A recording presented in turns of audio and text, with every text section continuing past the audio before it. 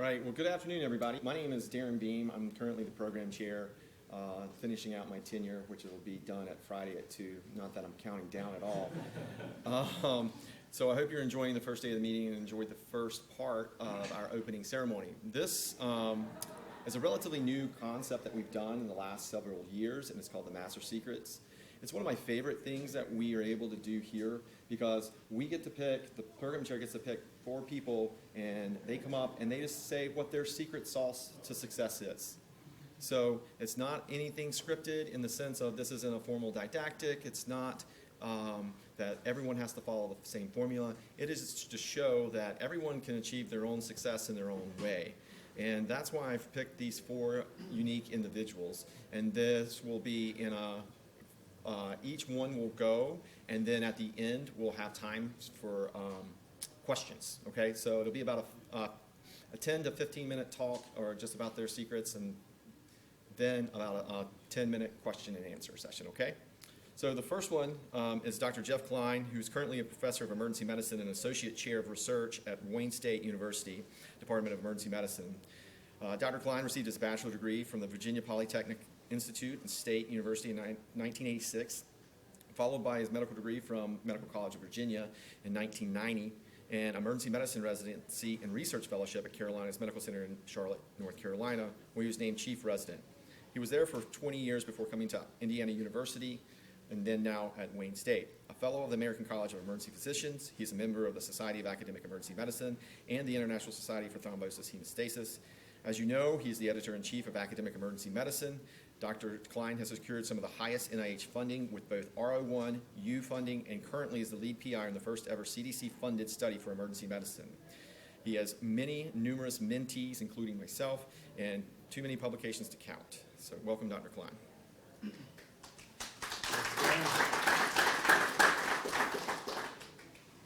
I'm going to give you guys a choice. I'm going to tell a story. And it can either be a story that happened 7 years ago or 27 years ago. That's all I'm going to tell you. Somebody pick. 27. All right, 27 it is. I have lots of stories. Anybody that knows me, I can't stop. They sort of come out of me like the spring water out of the Appalachian Mountains on the west side of the Shenandoah Valley where I grew up. Kind of an Appalachian boy. My mother had stepbrothers that I didn't ever meet until I was working construction, carrying bricks, and I went home and told my mom, I'm working with a guy named Rick Clark. I really like him. And she goes, that's my half-brother. And I didn't even know it. But Appalachia left a chip on my shoulder, and I was a pretty angry young man. And that happened all the way from college, through med school, through residency. And I was a good student. I figured out how to be a good student and take tests. And I was good at taking tests. I was a chief resident. I was probably one of the few residents that faculty would take outside of the ER and in the sweaty sun of Charlotte look at me and say, you need to stop reading. How many times do you tell a resident that? And you need to start being nicer.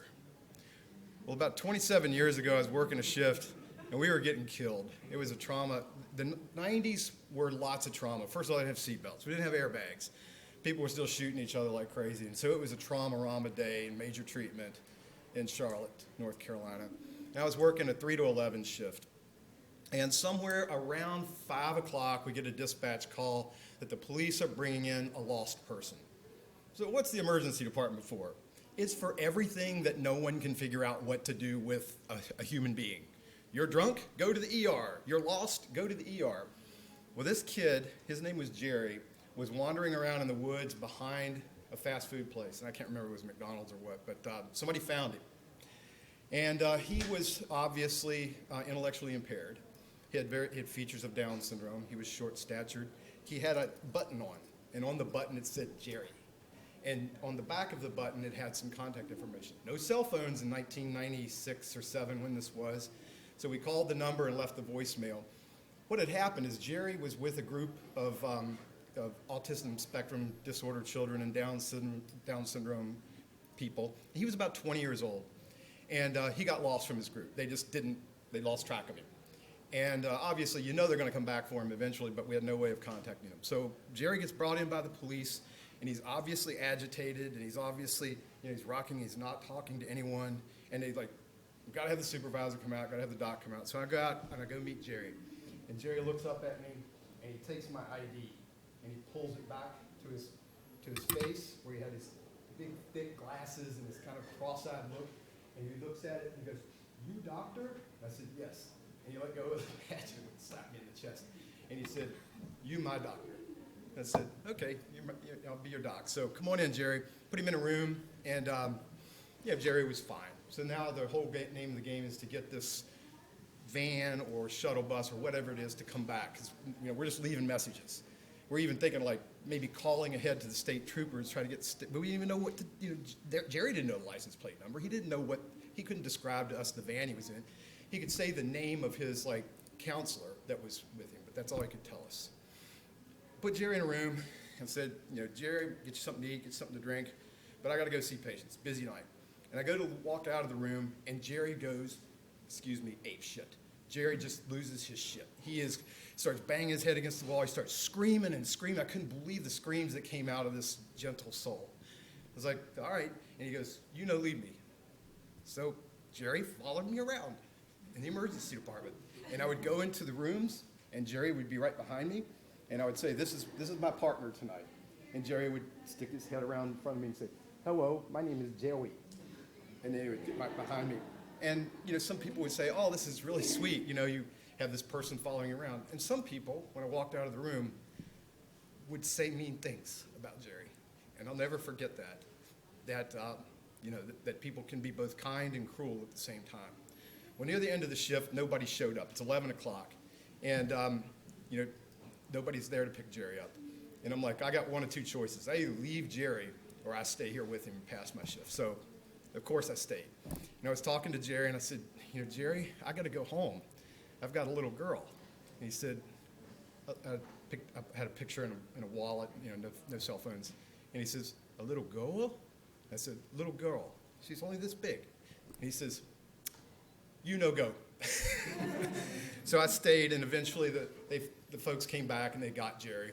I'll never forget the man that was sort of in charge of the shuttle bus. He was a little upset. I think probably had a guilty conscience. And he wasn't particularly nice to me about it, but he got Jerry. Jerry was okay with going with him, and he takes off.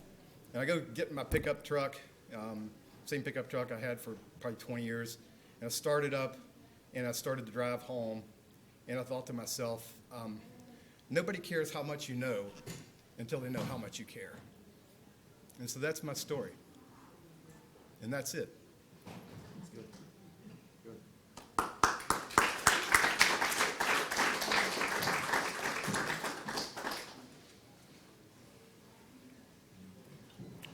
Our next presenter is Dr. Deb Dirks, who is professor and chair of Department of Emergency Medicine at UT Southwestern. She holds the Audra and Bernard Rappaport Distinguished Chair in Clinical Care and Research. She's a nationally recognized leader in the specialty and oversees the emergency medicine programs at Parkland Memorial Hospital and UT Southwestern University Hospital, which together constitute one of the largest emergency medicine programs in the nation. After receiving her undergraduate degree in microbiology and immunology from UC Berkeley, she attended Tufts University, where she completed her residency in emergency medicine at the University of Cincinnati, and joined the faculty of the University of California, Davis, where she was a major contributor to the growth and development of its emergency medicine program. She also holds a master's degree from the Harvard University School of Public Health. She's received national funding from the NIH, among other sources, from PCORI. She's an influence of gender on symptom characteristics and utilization of cardiac markers. She has held numerous leadership positions within SAEM and was presented with the Society's 2014 Advancement of Women in Academic Emergency Medicine Award. And additionally, she is an associate editor of Circulation and Academic Emergency Medicine. Welcome, Dr. Dirks.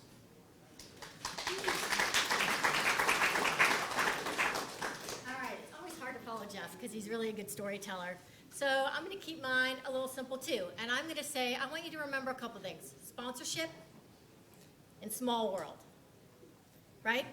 Two key things that I think had a great impact on my career. So you already heard of Winston Cincinnati, and I had my oldest daughter when I was a resident. So I'm sitting there in the chair, is like, "Hey, you want to do research?" I'm like, "Yeah, sure." had nothing else to do. I have a newborn, and I'm going to do some research. So it was a chart review, and it was during treadmill testing for chest pain. And so during my 4th year, we published a manuscript, and I moved to California to be close to my family, to be close to my husband's family, and to really kind of start my academic career. And so about a year into it, I get a call from Dr. Gibbler. He says, hey, I'm putting together this group. It's going to be called Crusade. It's going to be a large registry for cardiovascular disease, made up of cardiologists, made up of emergency physicians. I'd like you to I'm going to put your name up so you can be on the steering committee of it. And I'm like, oh, that sounds good. I'll do that. I kind of have always taken the mantra that saying no needs to be for a reason that I really can't do something versus a reason that I don't, because I never know where, I don't know what's going to really benefit.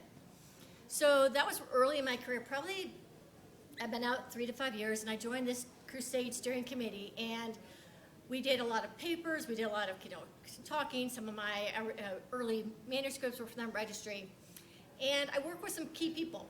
I worked with a guy named Sandy Doss. I worked with a guy named James DeLamos. I worked with a guy named John Warner, and I worked with a guy named Eric Peterson. So all part of this when I really just started my career. So really early on. So over the years, I published some with those guys and kind of just worked on. And then in 2014 or 2013, I was sitting in my office and I got a phone call from James DeLamos. And he said, hey, I don't know if you know, but we're looking for a chair to start a new department at UT Southwestern. And I think you'd be really good. Will you please apply? Matter of fact, he's like, don't even apply. Just tell me you'll come, and we'll contact you. And so I said, sure. I got nothing to lose. I like Davis. I'm super happy. My family's there. We had a lot of fun. And so I went out there. And during that interview, I ran into some guy named John Warner. And John Warner, I had met, I knew as a cardiologist. He's now the executive VP of the health system. He's like, hey, it'd be great to have you here, right? We work well together. I know you. We can do that. And so the interview went okay, and eventually got the job. And then 2 years ago, I get a call from the dean and says, I want you to interview this vice provost of clinical research. You do clinical research. We want to build it up. And I want you to interview the candidates. And the first guy I interviewed is like, hey, we were, and I didn't even tell you his name. He's like, we've published together. I'm like, okay. And we had been on a guideline a few years back and published together. And the second one was Eric Peterson. And they're like, hey, I'm like, hey, Eric, how are you? It's been a while. And got to interview him. Eric Peterson now works with us. He's our Senior Vice Provost of Clinical Research. So my story is one of not saying no, taking advantage of when sponsors give you the opportunity, and then, in a way, don't messing it up when you go, right? Because during that path, I would have never predicted when I started that John and James, and Eric would have been in my life now in the roles they are, right? James is now on the circulation one of the senior editors for CIRC. Call me, can you please be an associate editor for CIRC? And so all those connections you meet, you just never know. So don't say no unless it really harms you to say yes, because you never know where opportunities come from. And you always learn from every experience. Do your stuff. When you're on a committee, attend, pay attention, be interested, and hit deadlines. If you do that, you're going to continue to be asked, because this world is way smaller than you think it is. And just by that, again, I would not be where I am right now, or maybe I would be, but I wouldn't have. I would never apply for UT Southwestern. Sorry, folks. I've not been to Dallas. But I really wouldn't have, done what I've done if I hadn't got that call. And those calls were just because I participated, I attended, and I didn't F up. I just did what I was supposed to. So that's my story.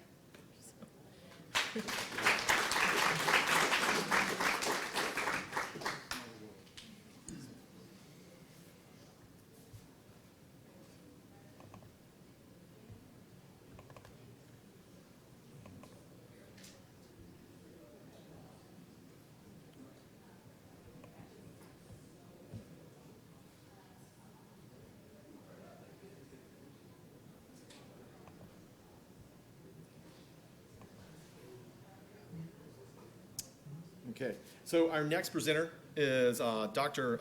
Anthony, goes by Tony Weeks, who is coming from us from the now Wake Forest Medical Center, but formerly, or Atrium Medical Center, that has recently combined with Wake Forest, formerly known as Carolinas Medical Center. He is a graduate of 1993 Albert Einstein College of Medicine, and he did his residency at Jacobi. And he also holds a medical degree in biomedical science and professional science from Drexel University. He also holds RDMS in both abdomen and echocardiography and ultrasound. And he has been the Director of Emergency Medicine Research at CMC since 2020. He has won an Academic Excellence Award in Ultrasound from SAEM, where he was the Ultrasound Director at CMC from 2009 to 2019. He has current RO1 funding from the NIH, and he is now speaking for us.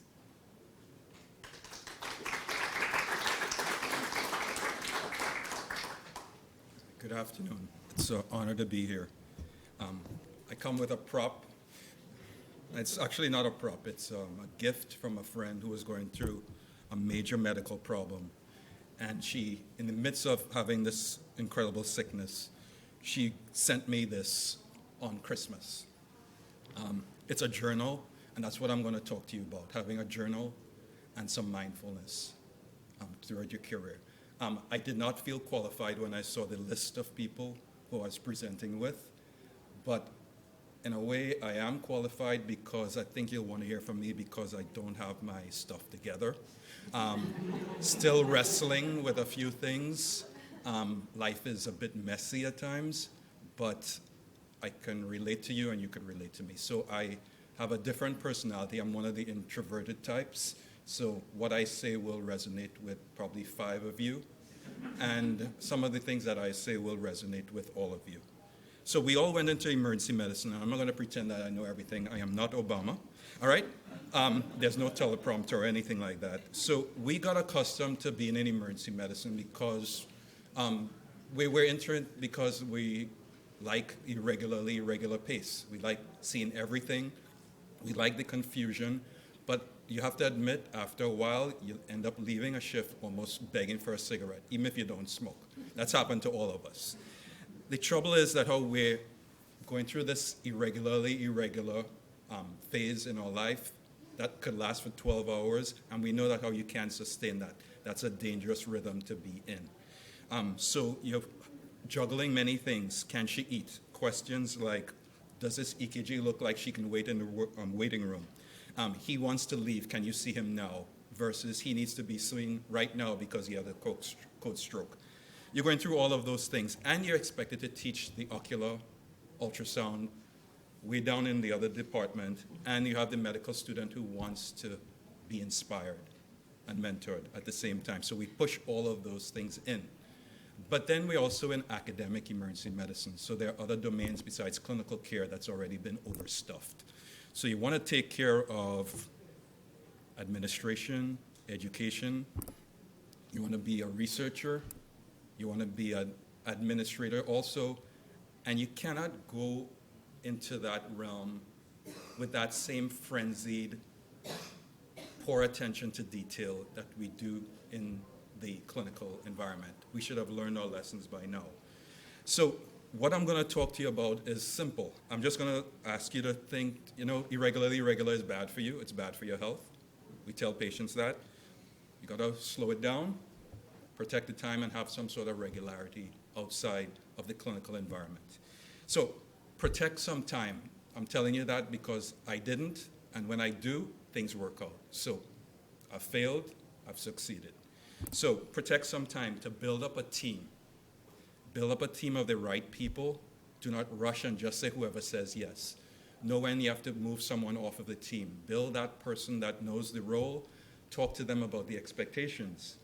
Talk to them about, we need you at the beginning. I want your input. I want you at the middle. I want you to be at the end of the project. Not just everybody who graduates and signs out. Mistakes that I've made. I've not gotten an EM person, an EM faculty member, not the resident who comes and goes, and then you miss that person afterwards. You need someone else to work with you throughout. So having that teammate for the duration of a project is really critical. Someone that will argue with you, debate with you, challenge your ideas. so it could get richer. That's where we talk about diversity, being helpful. Get that with your projects. Protect the time that you spend with charting. You want an opportunity to do other things too that are important to you. So yes, the clinical shift got overstuffed. It's not going to bleed over.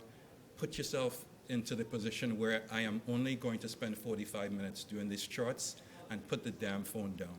Do not listen to the beeps and notifications of the email, and just do your charts, past tense. I will do this. Get it over with so you can focus on things that really matter, not to prevent lawsuits, but to focus on the stuff that matters to you, because you went into academic emergency medicine for a reason.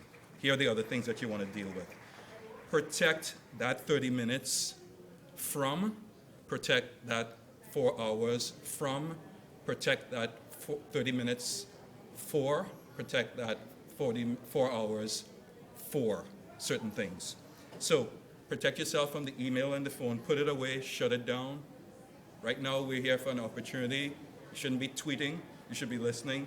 Spend that 4 hours saying, you know what, I'm going to invest in making sure I check off everything on the Equator Network's description, because I'm thinking not just to send it to the RB, I'm thinking far ahead. All right? I'm thinking about the peer reviewers if I'm dealing with research. You look, and then you tell yourself, you know what? I'm going to spend the 4 hours looking at the rationale for my outcomes, the rationale for my predictors. Have that ready. You have your own bibliography. It's worth the time. It will come in handy. You have that readily made for you. And protect your time not to be so concrete with things, but to frame your experiences and frame your mindfulness. So you also want to protect the time that you have your muse. So whether you're a night person, a morning person, protect that from disruptions, distractions, and that's when you're really cranking it, not when you're exhausted. You can get a lot done. 4 hours worth of exhausted time could be done when you're really fresh and energized in 30 minutes. So use the time quite well. That's one of the things I just want to mention to you. So when you do plan to frame and use your time, space, and protect it well, and protect it from other things, learn to write things down, all right? These are my thoughts in preparation. When I will admit, panicking before coming here, all right? All right? Jeff Klein, Jones, Dirks, I'm like, Jesus Christ, all right? So write down your ideas.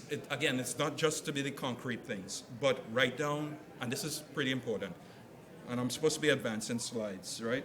Mm-hmm. All right, so write things down. Why? Because folks will tell you in the past master sessions, you also need to learn what to read, learn ideas about who to surround yourself with, but I'm saying to take the time to write. Write because when you're writing, you tend to challenge yourself a lot more. You learn what you're thinking.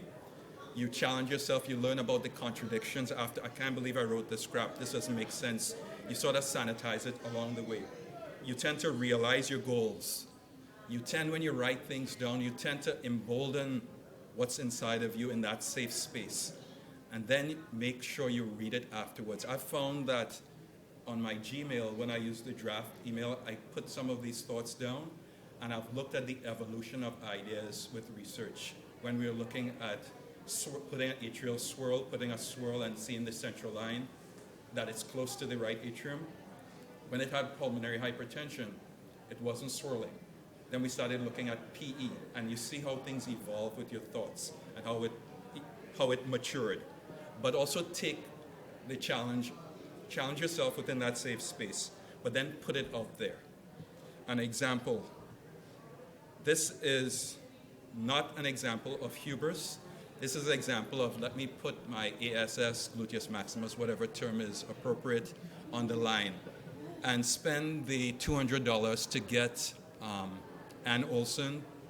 I could have done this on PowerPoint, but I said, let me spend $250 and put this registry together. So we wrote down that this is what I would like to do. We got our team, after thinking it out, going through the trial and error. And after we said, okay, we want to create a score afterwards, so let's put another $250 or for the bargain and put out what we want to do, and then put the button on the line and put it on under your signature. And that's the sort of commitment that I will make this happen. I am not going to sit there and just struggle privately. All right? It's one of the things that I learned, and it forced me to say we're going to get this done and make sure that how I do not look like a failure in public. We've put the thoughts down and said how I want to get to this point later on. I've already told myself, and some people know, I realize I am now in a place where I'm doing PE research where Jeff Klein was. I'm not going to be Jeff Klein. So I'll just be my own self, and I will have my whatever amount of publications, but I'll do it in the best way possible. And realize that somebody else will be looking at me later on in the future and saying, that's attainable, not because the bar is really low, but, but something's attainable. All right. The other thing that I want to tell you about is that mindfulness. We've become pretty lazy. I've been in Charlotte for 13 years. When I was in New York, man, I could go any part of New York and I knew where I was going. Right? Here in Charlotte, because of the GPS system, we've gotten a bit lazy. But when you stop relying on people to tell you what to do and how to do it and when, and you take some ownership of your path and writing it down, what do I want, you'll find out how you'll be a lot more mindful of where the tree is, and you'll learn about this branch is there, and all of a sudden that becomes a landmark that you would not have paid attention to if you were following the directions there. You know that already. Things that are, you all of a sudden you know these are landmarks. McDonald's, it's a little lower. You'll pick those things up. So that mindfulness allows you to frame your experiences so that how you learn about the strengths, the weaknesses, the opportunities, and the threats. And don't just do that at the beginning of a project, but at the end, because after every little project, you will find that there are successes and there are failures, and just because you got it through peer review, shouldn't be happy. Because you realize while you're going through that process of that writing, the limitations beg more research, more things to explore. And those are other opportunities for you in the future. So at the end of a project that so-called succeeded because you got it published, look at the experience. What was the input, the process, and output? Who was involved? Did I accept the communications that occurred? Were they inadequate? Do I need to make them better in the future? And debrief, whether it's successful or not, because good isn't good enough if better is possible. And you move on to the next project. The other thing that I wanted to talk to you about is the balance before you ask me. And most people will now be wise enough to say balance isn't that possible. It's not really possible. Harmony possibly is, but even that sounds elusive, and it sounds almost like a kumbaya session. So what I will share with you is things have been messy, things have been good, now things are messy. What would I do differently? Apply that writing principle that I just spoke about and that framing with the research, with the input of a project, and apply that to certain things with family life too. So that is, you pay attention to the couplehood and protect some time. So it's not you're just going through like your life like if you're in a bumper car arena, all right? Avoid the randomness. Set aside time for couplehood, for the family, and more importantly, set aside time for yourself so you are available once you're refreshed for the others around you too. So from somebody who's done it right and wrong, I hope it takes on some extra significance to you now. So, and then you'll be going through chapters in your life. I started off research quite late after being very involved with education. So you're never too old to change. I'm not going to prescribe doing a research fellowship right away. You'll figure it out, but be brave enough to just strip yourself, dive in, and just enjoy the next chapter of your life. It could be the longest chapter, the greatest chapter. It could be a Pulitzer Prize winning novel. It could be brief too, but be patient with yourself, and remember that success is not final, and failure is not fatal. All right, thank you, that's it.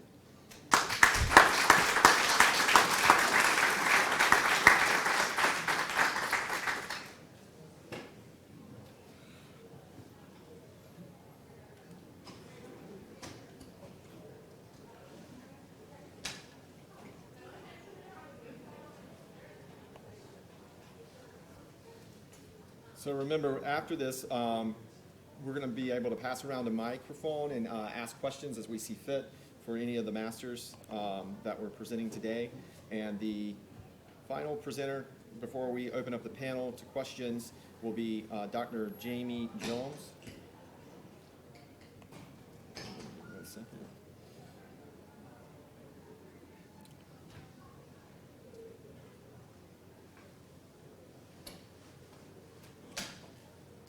And Dr. Jones is currently an emeritus professor of emergency medicine at the Indiana University School of Medicine. He received his medical degree from the Ohio State University College of Medicine in 1979 and completed his emergency medicine residency at Wright State University in 1982. He currently practices clinically at Eskenazi Hospital Emergency Department in Indianapolis, a major training site for the IUSM-EM residency. His administrative roles have included the inaugural chair of the Department of Emergency Medicine at Mayo Clinic in Scottsdale, vice chair of the Department of Emergency Medicine at the IUSM, and the medical director of the Eskenazi Hospital ED. Educational responsibilities have included being an associate program director and assistant dean for graduate medical education. Professionally, he served on the American Board of Emergency Medicine Board of Directors for 10 years, serving as a president in 2013 and 2014. Welcome, Dr. Jones.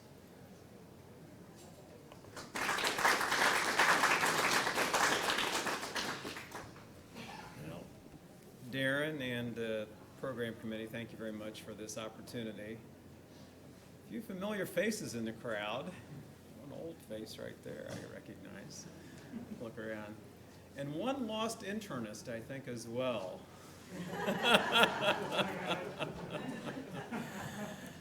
All right, so let me see if I can figure this out.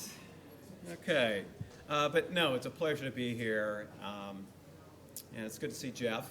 I haven't seen him in a couple of years, so it's good to catch up with him as well. All right, so I took the charge of, you're supposed to come up with maybe 3 to 5 things that have impacted your career as far as how you've handled things and how you've done things. And so I came up with 4 that I'll go through. But before I get there, I came across this question a couple of years ago. I'm not sure where it was, but I think this is pertinent and fairly appropriate for this session today. Mary Oliver, she's a Pulitzer Prize winning poet, and she says, or she questions, tell me, what is it you plan to do with your one and precious life? Let me repeat that. Tell me, what is it you plan to do with your one and precious life? I think there are 2 messages here. The first message is we have a wonderful opportunity in emergency medicine, our academic careers, to make a difference. It truly is a privilege. The second is, though, we have to plan on how we're going to do that, what the path is going to be, what we need to put in place, and ultimately, how to articulate that. So, I'm the oldest of the group, so I have to write things down, all right? So anyway, one other thing about my bio, Darren, I just wanted to mention, which I think I'm most proud of. This is my 40th year of practice in emergency medicine. As Darren mentioned, I finished at Wright State in 1982. A young Glenn Hamilton was the chair way back in those days. And so I've been very blessed to have had a long and fruitful career in emergency medicine. So first pillar, boring, not exciting at all. Simply take care of yourself. We've mentioned mindfulness, well-being, balance, and those type of things.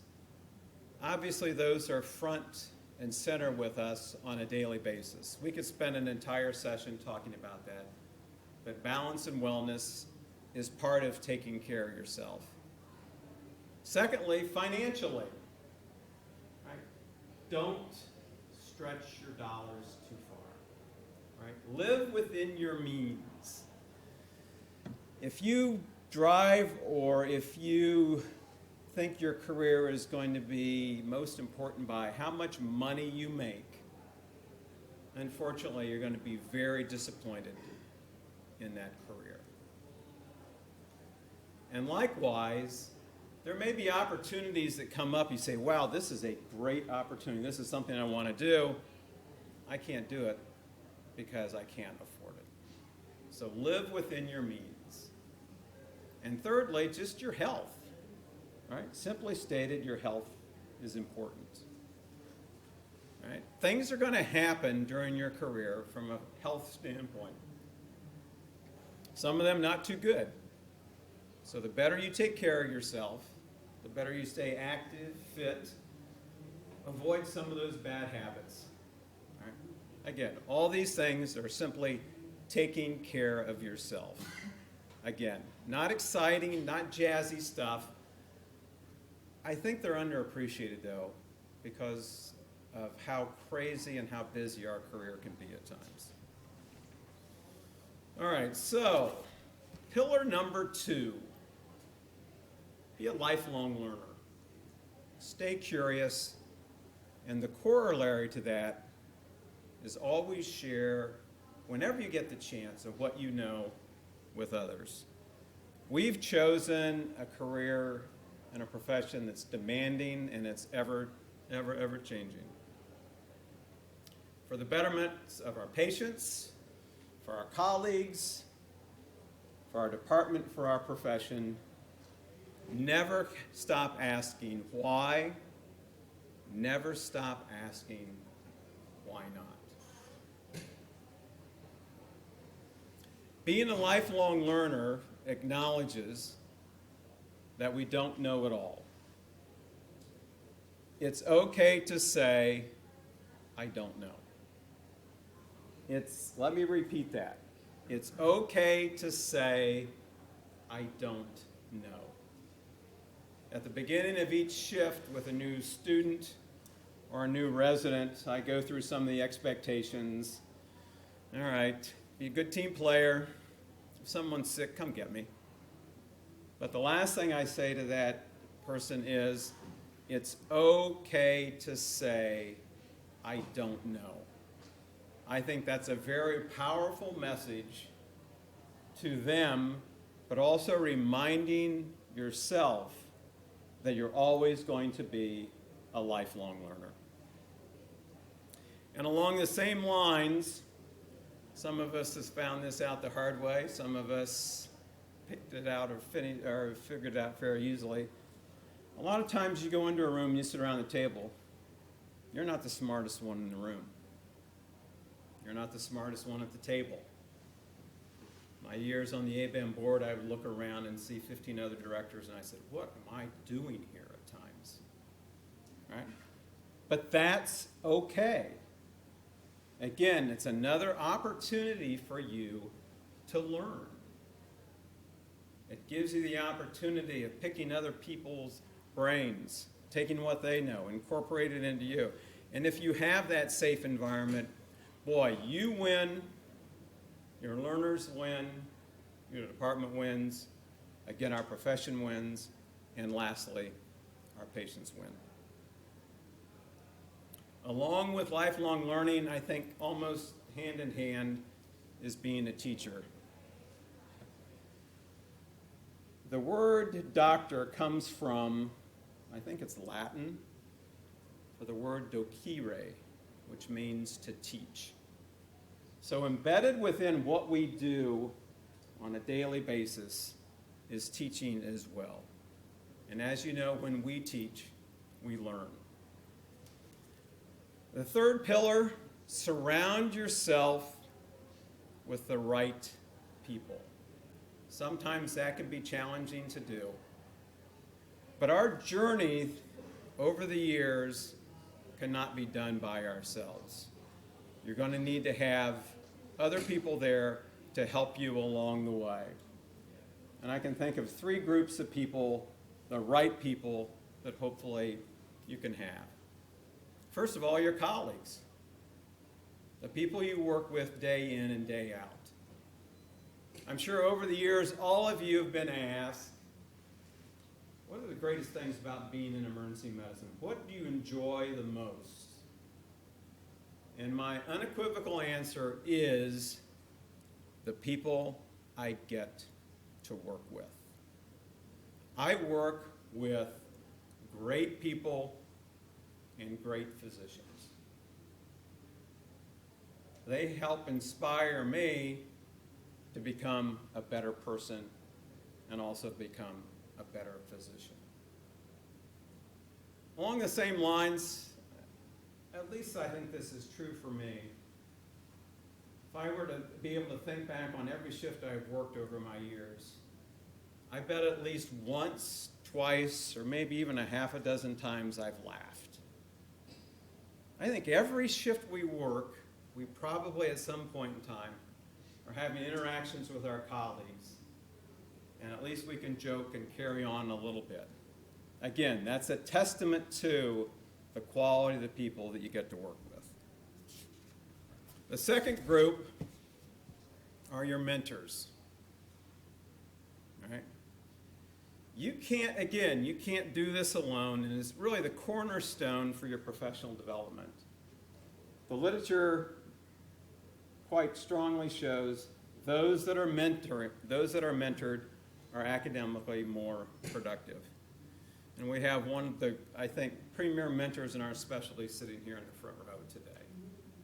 Now, again, we could have a whole conversation about mentors, mentor-mentee relationship, what that means and what that looks like. For me, at least, I think I kind of look at it as it's the ability to transfer knowledge.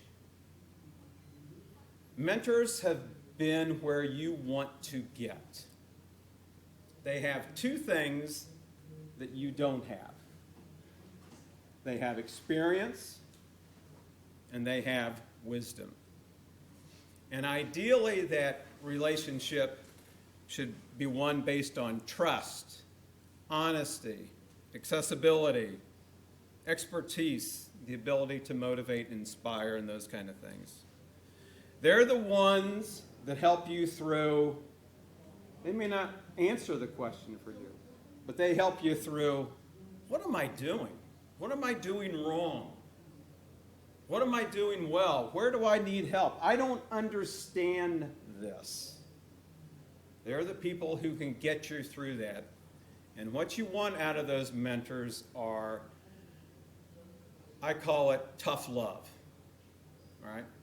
And that they're going to need to give you that feedback that will help you grow. The third group are your leaders, your chairs, your division chiefs, your medical directors, your deans, or other people like that. These people are important because they set the tone.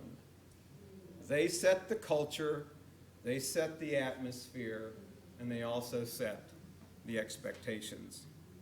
So similar to being a mentor, hopefully that is one of fairness, of transparency, being able to talk honestly, empathy, their willingness to invest in you not only today, but tomorrow as well. But with that, they should expect the same thing from you as well. So, during your career, unfortunately, we're all going to stumble and we're going to make mistakes. And hopefully you're going to be in an environment where you don't fail, but you fall. What's the difference between the two? In an environment where you fail, you're judged and people say, look what you did wrong. Or an environment where you fall, what happens when you fall? Someone helps you back up, brushes you off, and helps you on your way. So this is the environment hopefully you can all find. And lastly, the fourth pillar that I have, let me see, is knowing who you truly are. Knowing who you truly are. And when I think about this, this is probably the most difficult to get your arms and hands around. What is your true north? Right? What do you truly believe in? Where does your compass point you? It's different for each one of us. Some of you may recognize this slide. This is the end of the movie Castaways with Tom Hanks. He's back in the States. He's gone to his ex-girlfriends and said goodbye. He took and delivered that FedEx package, and now he's in his truck. He's driving along the road, and he stops and he gets out, and he stands at the intersection. And what is he trying to do? He's trying to figure out what's next. What direction should I take? And the same thing inevitably will hold true for you at times. Each of you, at one time or another, are going to stand at the crossroads just like Tom Hanks does. And you're going to need to try and figure things out and where you need to head. These are the times you have that tough discussion with yourself again. What do I truly believe in? What do I value? What motivates me? What gives me joy? What gives me fulfillment? It's kind of like asking the rhetorical question, why do you get up in the morning? It's not necessarily an easy question to answer. But this conversation is one that may cause some sleepless nights, may cause you to wrestle a little bit, but it's one that you ultimately necessarily have to have. So, my little wrap up, my 4 pillars: take care of yourself physically, with your health, mentally with your well-being, and financially as well. Be a lifelong learner, and with that also be a teacher. It comes with what we do. Never stop asking why. Never stop asking why not. Surround yourself with the right people. They will enrich your career. And lastly, know who you are, what direction you want to go in, what you truly believe in. What are your values? Again, where does that compass point you?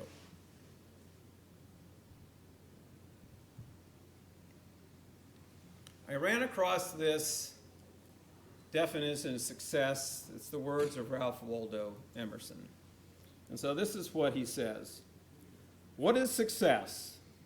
To laugh often and much, to win the respect of intelligent people and the affection of children, to earn the appreciation of honest critics and endure the betrayal of false friends, to appreciate beauty, to find the best in others, to leave the world a little better, whether by a healthy child, a garden patch, or a redeemed social condition, to know even one life has breathed easier because you have lived. This is to have succeeded. Everyone in this room has been given the incredible opportunity and privilege to make a difference. So I leave you with this, and that is, what is your answer to Mary Oliver's question? All right, thank you very much.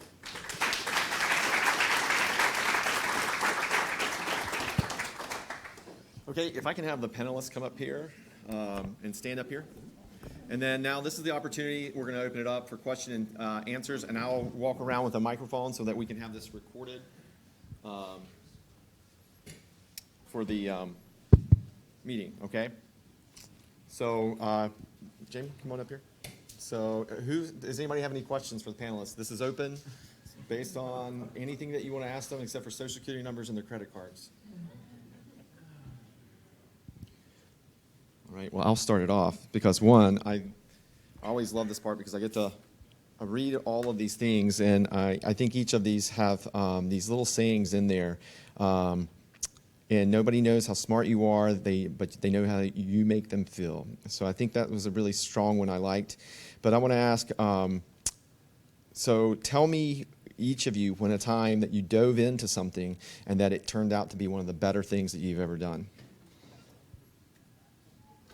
And since Tony, that was yours, you get to answer that one first.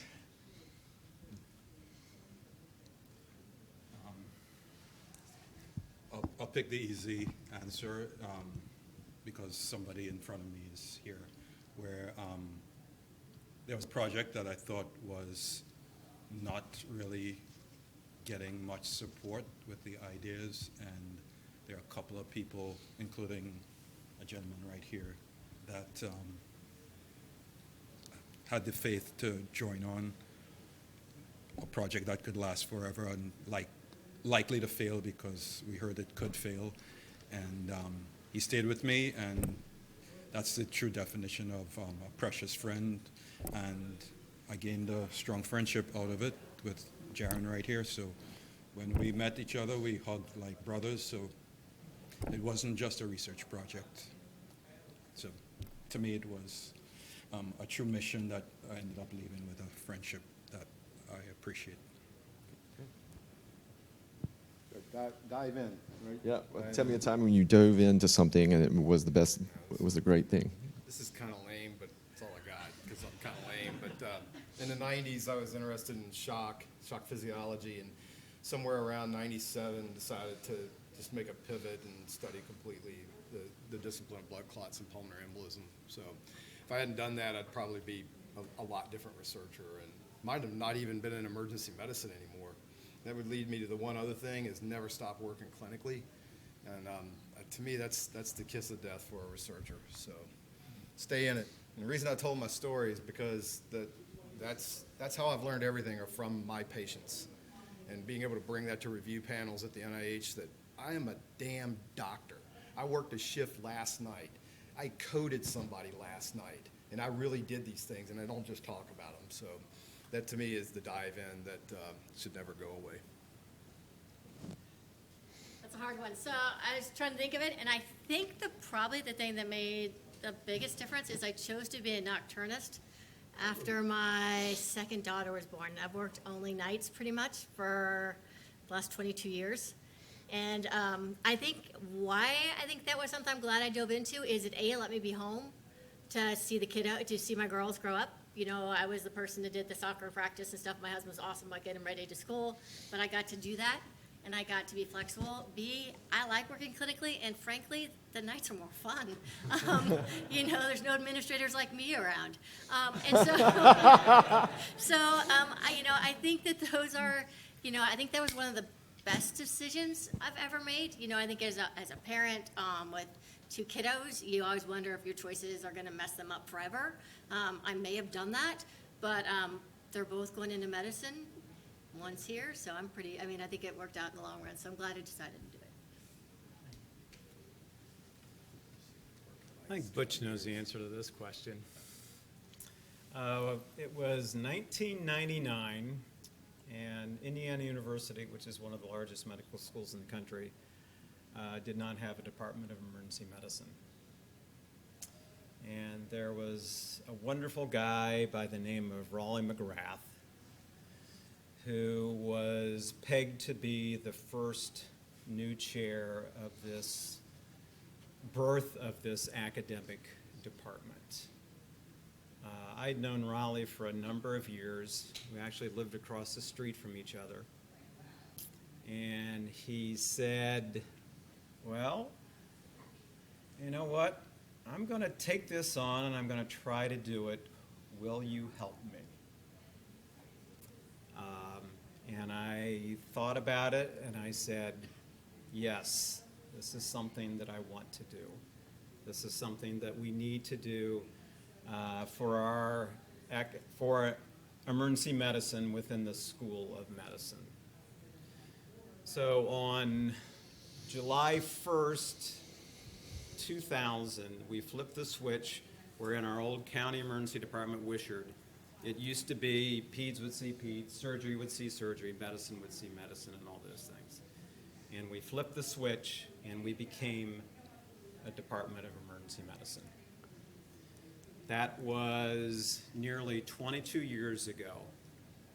And if you look at that little nidus of what we started with and what we have today, it truly is amazing, the growth and what our department has done within our school, and I'm being a little bragful, within our profession as well. And having been a small part of that at the beginning, diving into something is probably one of the things that I will always remember as far as being a highlight of my career. Do we have any other questions? Yeah, because I can torture him some more. Oh, we got Dr. Siddiqui. You can call me Karam. It's okay. Thank you. It was great to hear from you guys. That was great. I remember the days when back in 1999, you and Bush, you probably remember, right? So those are the great days. So my question is, how do you guys handle in situations when you have learners which are a little bit different from the other learners? I'm talking about the residents for emergency medicine. How do you guys manage those situations when you have 2 or 3 residents at the same time with different capability levels?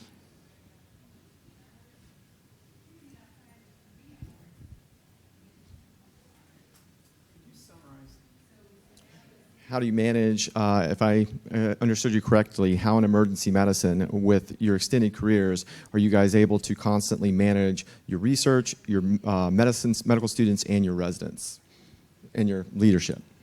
And their abilities to learn and the level of training they're not at the same time, right? I'll just give one unifying answer, and that's find out what's important to them at that time. Just one simple statement.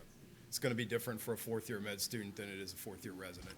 But what's important to you would be the first thing I would start. Yeah, I'm the most expensive scribe there is, so I actually go in and type for them, most of them, and it lets me know where they are. And I think it gives a great, invaluable lesson on how they interact with patients, where their knowledge is, how they explain things to patients. So I found that just going in the room with them and helping them, and I've never met a resident that says, hey, don't write the note for me. So, so I think that is just something that's helped me as I went along, is just kind of taking that time to go in, because you get to see the human part of it and the knowledge part of it, which I think is really important. If you're asking about clinical management, I would say the best approach that I have is to, remember I talk about protecting the time. Instead of listening when everybody's telling you, is this Guar card positive or negative, or can she eat, I prefer to hide and protect the time with the learner and go into the room so it's not distracted, so I could listen for how they care for the patient, how they, if it's a medical student, how you ask the questions, because if you're getting the information away from the room, you have no idea how they came up with a yes or no about the chest pain. So you listen to how they get it, the cadence in which they ask the question versus, do you have any vomiting, diarrhea, headache? Yes, no? That ain't gonna work. So you get to listen to how they got the information. And then you are able to figure out what the teaching points are based on whether it's on the micro level or whether it's a bigger picture. How do you manage more patients, or how do you deal with a busy ED? And you sort of adjust the teaching to the level that you see this person needs or wants. So that's also the wisdom of trying to figure out where the person's at and not accepting it just based on their level. You get to see it for yourself and protect your ability to observe their clinical decision making and how they gather the information. I would echo all those things, but I think at least part of that again goes back to hopefully that learner that you're working with will say, I don't know. Because as soon as that learner says, I don't know, that gives you the opportunity to share what you do know, your experience, and many times, probably more than what they should, I'll say, I don't know either. And so when they don't know, and when you don't know, what do? You go find out. All right? You may ask a colleague. All right? You may call a consultant. You may get online and do a search. But again, I think that drives home 2 important things. One, it's okay to say I don't know. And 2 is then you're modeling the fact that when you don't know, this is what I do to fill that gap. This is what I do to help close that loop in regards to that. So just open, all right? What do you understand about what I said? What do you don't understand about what I said? What do you, again, do you know what or do you understand what I'm talking about? All right, if not, let's go figure this out together. And, I mean, we have lots of students, we have lots of residents. Except for a rare occasion, every one of them wants to learn. They do. There's an occasional student, you just kind of scratch your head, but they all want to learn. And as long as you have that connection, I think a lot of this will take care of itself. So each of you have talked about a little bit about protecting and taking care of yourself. And I know you guys all stay in shape in different ways, whether it's be CrossFit, running, or weightlifting, or just cross-training. How do you guys take care of yourself mentally to continue to show up this long in emergency medicine and so that you can still have a sustainable career? I don't know that I'd use my model, so I don't think I'm I like this. I block time to go to the gym. And you put something on that over that gym time, I'm not going to it. So, you know, the gym is my time. So how do you protect yourself mentally, though? How do you take care of yourself mentally in the gym? Okay. Yeah, I get on the treadmill and I go, darn it, Darren, you gotta say this paper to me. Always procrastinating. I would echo some of that as well. I've been a runner for a long time. It's helped keep me fit, but it's also a time when you go out for, a 45-minute run, things like it gives you time to think. It gives you time to kind of sort things out about your day, what went well, what didn't well. I view it at times as for my wellness. It's kind of my therapy. And there'll be times when I'm a little grumpy at home and my wife will look at me and said, "You need to go for a run." Yeah, he was a marathon. You still running marathons? The full thing? Not anymore, no. But he was a marathon man. So I decided about 6 years ago that if I was going to continue my addiction to Starbucks, I'd have to walk there. I'm fortunate that Starbucks is only a mile plus, a little bit over from my house. And so in the mornings, I'll walk to Starbucks. The first half, I don't let myself look at my phone. I just kind of let myself just walk and just try not to think too much about things. In the second half, I let myself check my phone because it's been a while. And then I listen to like leadership podcasts and stuff just to kind of learn. And I think that's really just gives me my time to focus. And I feel bad because most people know when I'm walking because they'll get a text saying, "Hey, I thought about this. What do you think this idea?" Because that's just kind of that quiet time when ideas come just because I'm not rushing around to do anything else. Isn't that only like 7 minutes to walk down a mile? Hey, it's over a mile. I got to cross the street.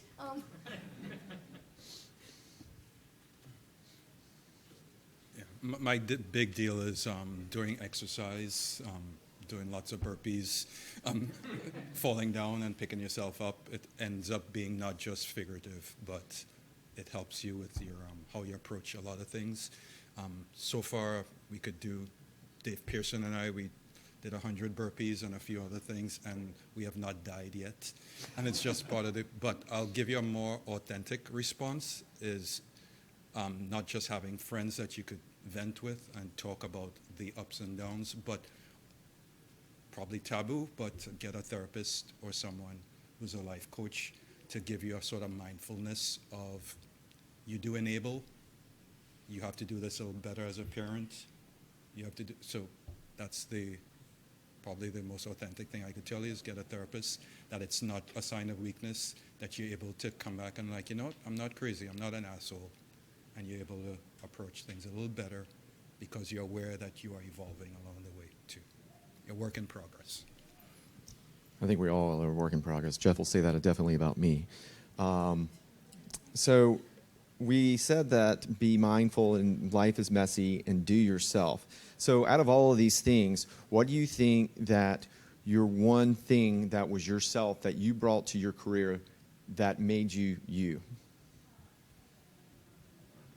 I told you if they're not going to ask him, I'm going to. I'll go first. Kind of similar to Jeff. I'm a farm boy from Central Ohio, and grew up on a farm. And you quickly learn responsibility. You quickly learn that you have to work, because if you don't do things, things get done. And I think that just kind of carried over academically for me. Not a star student, but I knew how to work hard and to get what was needed as far as academically. We've chosen a specialty. You can't be lazy, right? That's a death kiss if you're lazy.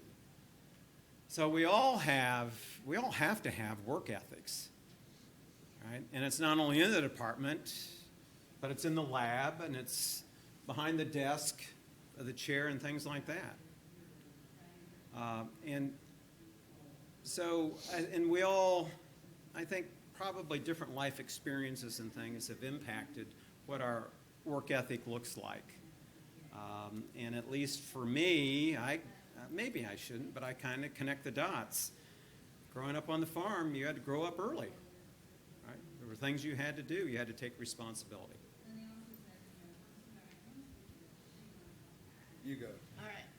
I guess, I think work ethic is something we all bring in, but I think the one thing that I think I brought in and continue is my love for my family and my appreciation for my colleagues and friends. And looking around the room, there's some people here who started as colleagues and are now some of my best friends. You got Judd and Jeff and, Darren and Paul in the back. So I think that is what I brought, because I have found, even on the bad days, I am so blessed to have some people that I truly have loved working with and love to continue. And I think that has been the key to a long career, because this isn't just work. These are people that are just core to who I am and in my heart. So I think it's just made it true.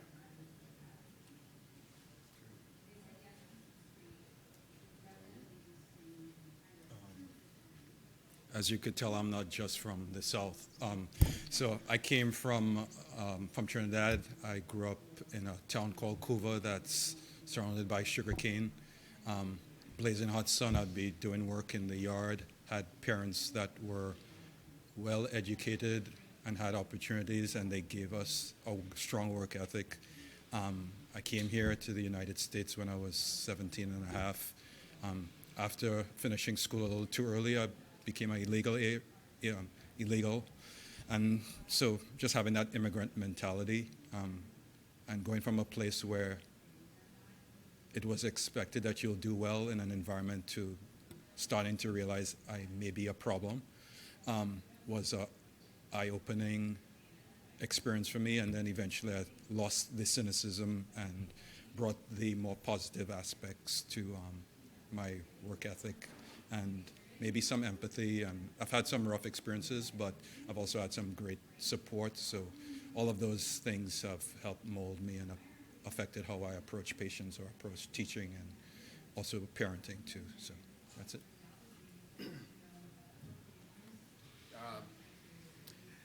I was just thinking back in med school, I remember a friend of mine introducing me and saying, "This is Jeff Klein. He treats the janitor the same as he treats the dean." And ever since then, I didn't even know I was doing it. But, I don't care who you are. If I have a patient that overdosed on heroin and is angry and is withdrawing and they're, say, 35 years old, I try to bring the mentality that really what I'm looking at is a 7-year-old. I'm looking at somebody who basically was abandoned.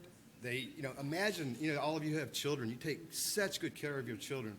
But so many of our patients have basically been, they have nothing. They're like wild animals trying to make their lives exist. So I try to bring to the table to always have this unconditional, what I call agape for people, be able to see through them and see the child inside them. So that's something I think, would you say that's fair enough in terms of my fair. teaching strategy? And so, yes, go ahead. No, question, sort of piggyback on that. I was just going to make a comment, a question as well, just kind of follow up on that. I mean, one of the things that I learned during pandemic, it's human nature and how difficult it is to change or how difficult it is to manage human nature. And that added to like social determinants of health is like probably one of the two things that kind of frustrates us as emergency physicians. And I was going to ask, the experts here, how do you deal with this? Like, you see, this is day in, day out emergency medicine. You see human nature, you see social determinants of health, and, what prevents you from just like, spelling out that four-letter word and just getting frustrated, and what keeps you going and really kind of having like a positive attitude and prevent you from burning out from seeing all these different standards in human life?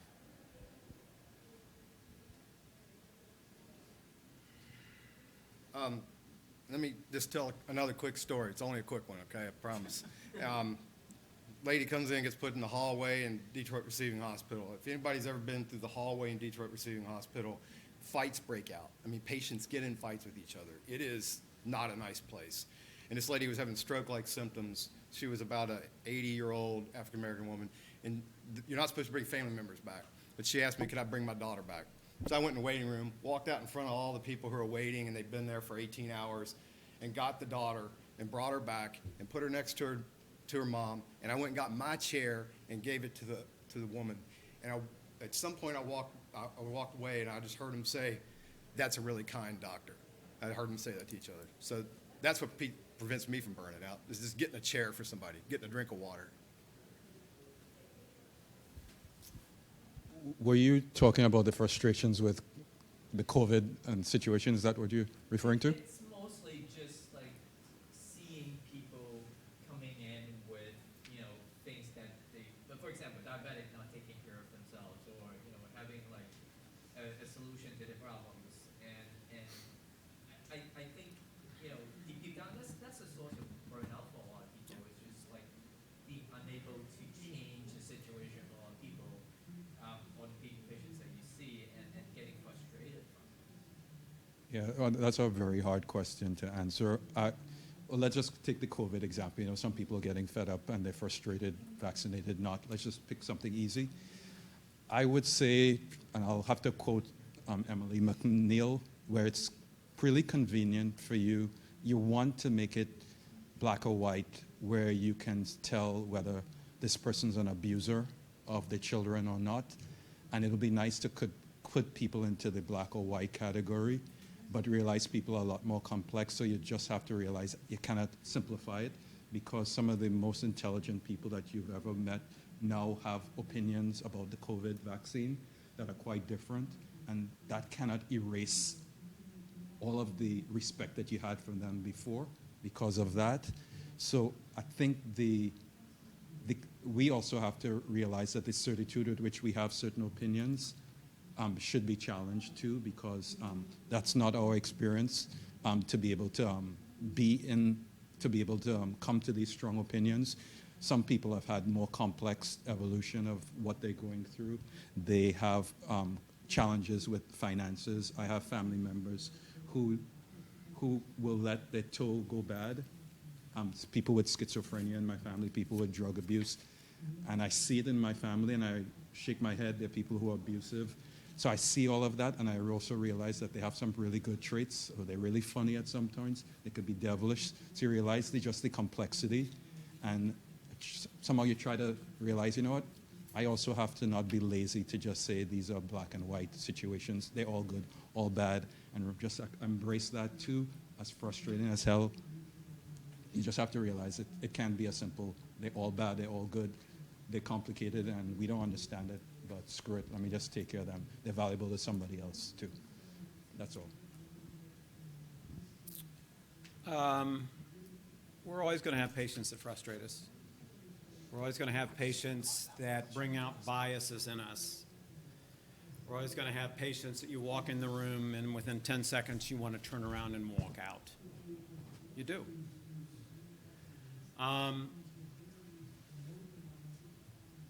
my answer, I guess, would be go back to your personal statement and when you applied to medical school. Reread that and ask yourself, and the answer is there on why you truly went into medicine. At times we stray from that, and we're all human, and we're going to do that. But as long as we can stay grounded in why we have chosen what we're doing, we're all going to have the peaks and valleys, but I think it helps to smooth that out. Why did you choose to be a doctor? Great answers. So this is secretly a greedy thing for me to have done because I get to glean all of these wonderful information off of them, whether it's been working along Jamie and watching him clinically educate, whether it was Tony when I was just a mere resident and he built me up and made me be the clinician I am, both mentally and clinically, having grown me in more ways than he could realize, from where there's Deb and our friendship and mentorship, to this man over here who's had to put up with me now for 18 years almost. Yeah, 18 years. So I just want to say thank you to each of you for all of what you have spoken today. You each mean a lot to me and dear to me, and thanks for doing this on my final program chair. All right, thanks everybody for coming.